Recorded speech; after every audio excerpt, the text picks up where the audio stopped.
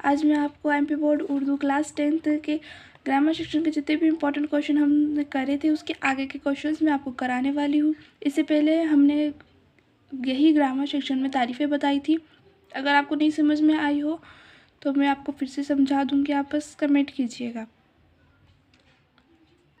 और अगर आपने वो वीडियो नहीं देखी है तो प्लीज़ चैनल पे जाइए, हमारे चैनल के पेज पे जाइए और वहाँ पर आपको ग्रामर सेक्शन के वीडियो में मिल जाएगी। तो वीडियो आखिरी तक लाजमी देखना, इसमें मैं आपको सारे इंपॉर्टेंट क्वेश्चन बताने वाली हूँ। तो पिछले वीडियो में मैंने आपको ग्रामर सेक्शन की जितनी भी तारीफ़ें थी, जो भी मोस्ट इम्पॉर्टेंट तारीफ़ें थी वो बताई थी, आप फिर से देख सकते हैं। इसके बाद मैं आपको बताऊंगी सिन्फ की तारीफ़। सिन्फ की तारीफ़ में आपके कौन कौन सी इंपॉर्टेंट है। पहली गज़ल की, ये हर बार आपकी पूछी जा रही है, आपके लिए मोस्ट इंपॉर्टेंट, इसको अच्छे से करिएगा, इस बार भी ये पूछी जाएगी।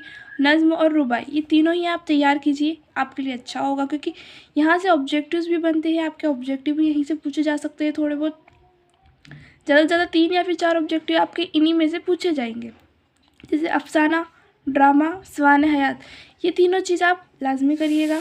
इसके बाद सवाने हयात में राजन सिंह बेदी की, ये तो आपके लिए मोस्ट इम्पॉर्टेंट है, इसको आपको करना ही करना है। और इसके अलावा आप सर सैयद अहमद खां की भी अच्छे से तैयार कीजिएगा, और मौलवी इबादुल हक और अल्ताफ़ हुसैन हाली, इनको भी अच्छे से पढ़ लीजिएगा, क्योंकि यहाँ से भी आपके ऑब्जेक्टिव बन सकते हैं। मज़मून में आप कौमी रहनुमा और साइंस का, ये दोनों आप अच्छे से लाजमी कीजिएगा, क्योंकि ये भी आपके लिए इम्पोर्टेंट है। जो मैं आपको इम्पोर्टेंट बता रही हूँ आप वो करिएगा, ऐसा नहीं, ताकि आपकी तैयारी आगे और अच्छी हो सके। और माहौल की आलूदगी, आपके ये 4 मज़मून हर बार पूछे जा रहे हैं, हर बार रिपीट हो रहे हैं। 2022 में, 23 में, 24 में और यहाँ तक कि 25 में भी यही चारों मज़मून पूछे गए थे और कहा गया था इन्हीं चारों में से कोई एक लिखना है। तो अच्छे से तैयार कर लीजिएगा। मेरे हिसाब से आप साइंस का और कौमी रहनुमा ये दोनों तैयार करें तो आपके लिए बहुत अच्छा होगा। दरख्वास्त में देखिए आप टीसी की कर सकते हैं, छुट्टी की कर सकते हैं, फ़ीस माफ़ी और पिकनिक पर जाने की।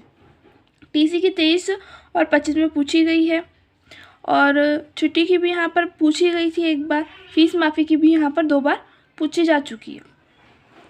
खत में आप चाहे तो दोस्तों को क्लास में अव्वल आने पर मुबारकबाद देने के लिए खत कर सकते हैं, अपने बड़े भाई को पढ़ाई की इत्तला देते हुए खत, और अपने दोस्तों को बहन की शादी में बुलवाने के लिए खत।